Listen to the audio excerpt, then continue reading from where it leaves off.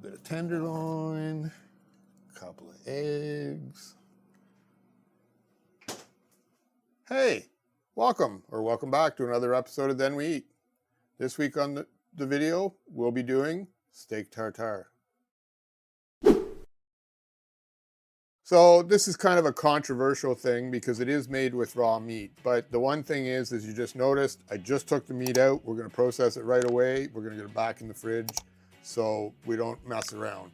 The eggs, same thing. I prefer to keep them in the fridge until we're ready to use them. So there's the eggs. So as long as you take some precautions, you're not going to have a problem. We happen to get a really good deal on tenderloin this week, so that's what we're using. You want to make sure it comes fresh from the butcher store, not frozen, and don't freeze it once you get home. So you want to make this virtually from the time you get it from the butcher. We use tenderloin this week. You don't have to. You can use sirloin steak as well. It tastes just as good, maybe not quite as tender. Okay, so the first thing I'm going to do is I'm just going to rough chop a couple of shallots. I've got 3 here. You can also use red onion. You want about 1/3 of a cup or so. So a quick rough chop on that. Next we have some fresh parsley. Thankfully we're at the time of year now where all of our herbs are back outside, so they're doing much better. So don't worry too much about the size, just cut it down a bit and get that in there as well.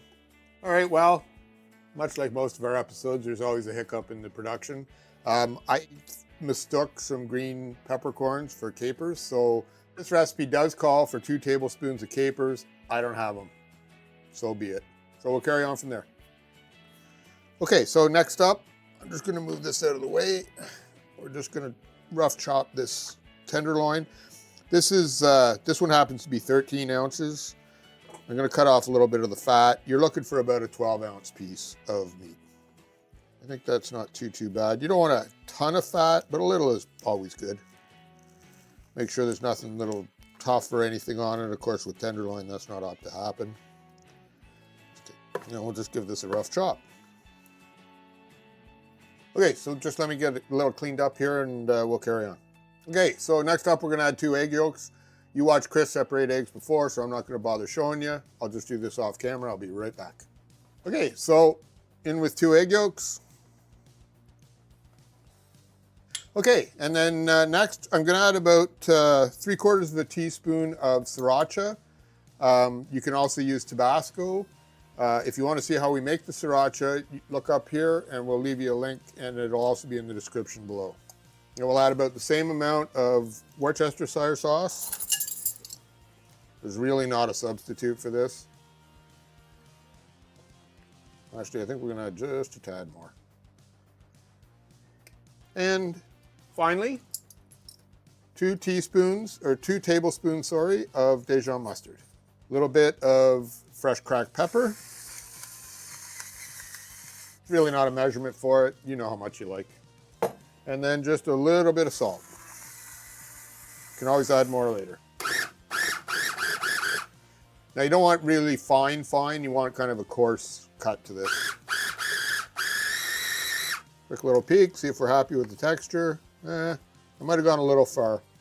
You want to be kind of careful because what you don't want to end up with is a paste. This isn't too bad, but maybe a little less would have been all right. Let's just give it a little taste because that's what we're here for. I think we're going to add a little bit more Sriracha and a little bit more Dijon, but before I do, I think I'm going to take it out of here because I don't want to blend it in this anymore. So let's get this out of here and we'll get it in a bowl. Okay, so we're just going to add just a splash more of Dijon.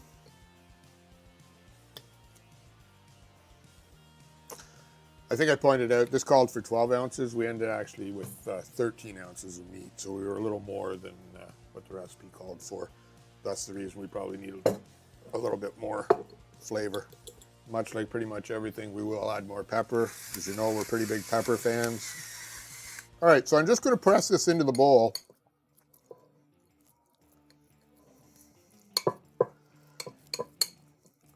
Just try to flatten it out as much as you can.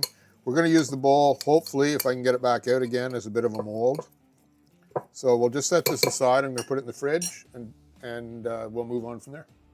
So I would say that the best steak tartare I ever had was in Montreal, Quebec, up here in Canada. It was absolutely the most amazing I have ever had. And they served it with steak cut fries. So steak cut, for those of you who don't know, are just a really thick, wide fry, about the same thickness as what a normal fry would be, just much wider. Absolutely, absolutely amazing, right downtown Montreal. Today, we're going to use a baguette, which we picked up from Angie and Jerry at Big Water Bakery. I'm sure you've heard us mention them before. Great little bakery in our hometown. And as you can see, amazing every time.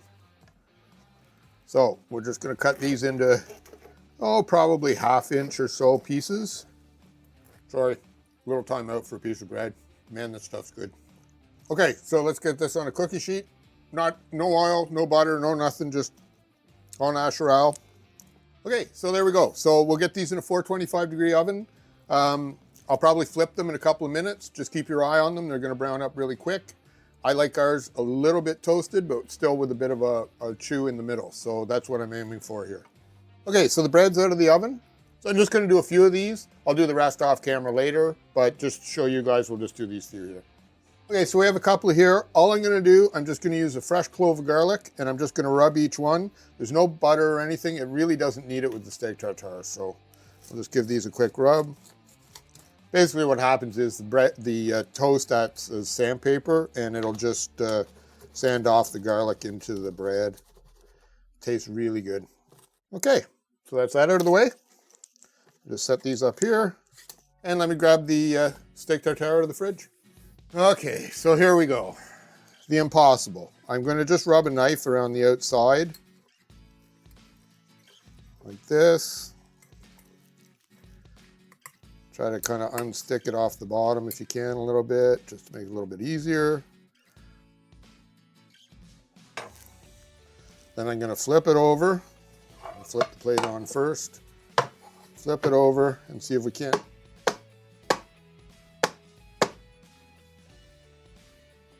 Get it out of the mold. Not too bad. Not too bad at all. Okay, so I mentioned earlier about being in Montreal for my favorite. So one of the things they did do, which is to me absolutely amazing, is they just pocketed a shot glass of whiskey in the middle like this. And that's how it was served. You don't have to use whiskey. You could use bourbon if you're down south of us. So, I mean, basically, that's your choices. Or the other choice is don't use it at all. So at this point, what we're gonna do, we're just gonna lift it out and just fill the little pocket with some whiskey. And you can just wait a couple of minutes. It'll kind of seep into the meat a bit, or in my case, I'm hungry, so I'm just gonna mix in a little bit. Okay, let's give this a taste, see how it did. You don't want a ton of the whiskey, just a little tiny bit. As I say, if you don't want it, don't have it.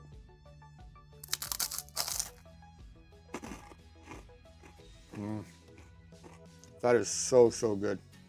The one thing about using really fresh meat is that you get the flavor of the beef, but all of the other flavors from the Dijon, scallions, all come through. So you don't get one flavor, you get a whole mouthful of flavor. And the little bit of garlic on the toast makes it even better. Well, that's it for this week. Thanks for watching. If you liked the video, don't forget to hit the like button. If you haven't already, hit the subscribe button so you're notified when we upload new videos. Remember that we always put the ingredients in the description below so that you can watch the video and go back and be able to see what the contents of the recipe were. We've been getting some more comments. Keep them coming. Really appreciate it.